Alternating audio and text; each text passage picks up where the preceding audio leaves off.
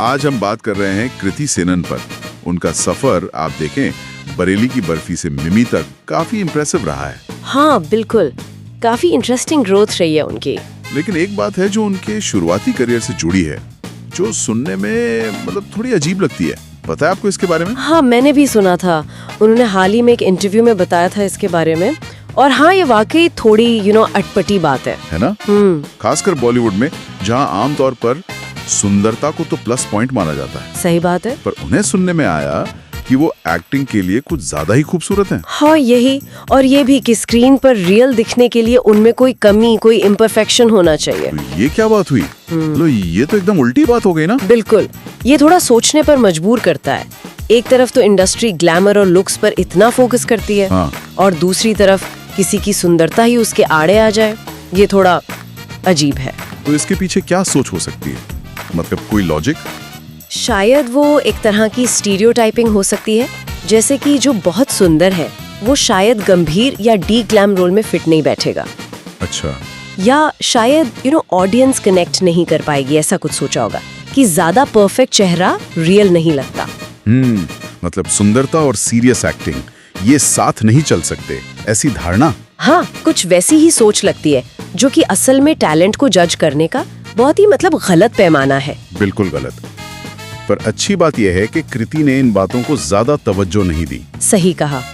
उन्होंने इन कमेंट्स को अपने ऊपर हावी नहीं होने दिया, अपना फोकस एक्टिंग और मेहनत पर रखा। और उसका नतीजा हमने देखा है।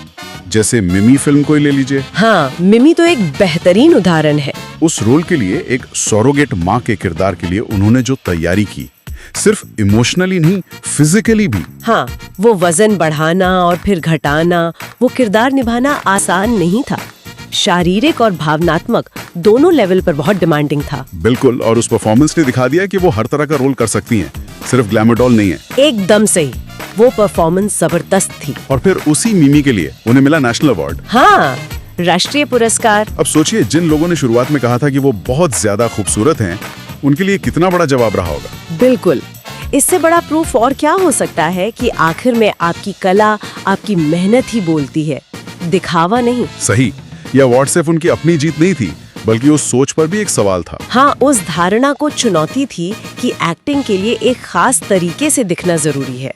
कला को आप किसी सांचे में नहीं ढाल सकते। तो इस पूरी कहानी से एक बात तो साफ है। क्या? यही कि अगर खुद पर यकीन हो, अपनी मेहनत पर भरोसा हो, तो बाहर वाले क्या कहते हैं उसे फर्क नहीं पड़ना चाहिए, मंजिल मिली जाती है। सही बात है। सफर में मुश्किलें, ऐसी बातें आती हैं, लेकिन टिके रहना जरूरी है।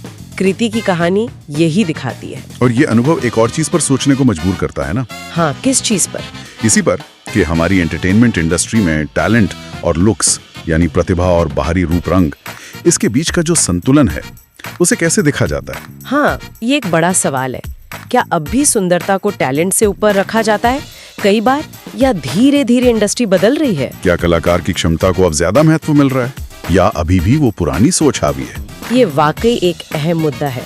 इस पर इंडस्ट्री को भी और हम सबको भी सोचने की जरूरत है। समय के साथ चीजें बदल रही हैं, पर कितनी और किस रफ्तार से, ये देखना होगा। बिल्कुल। चलिए, इसी विचार के साथ आज की चर्चा समाप्त करते हैं।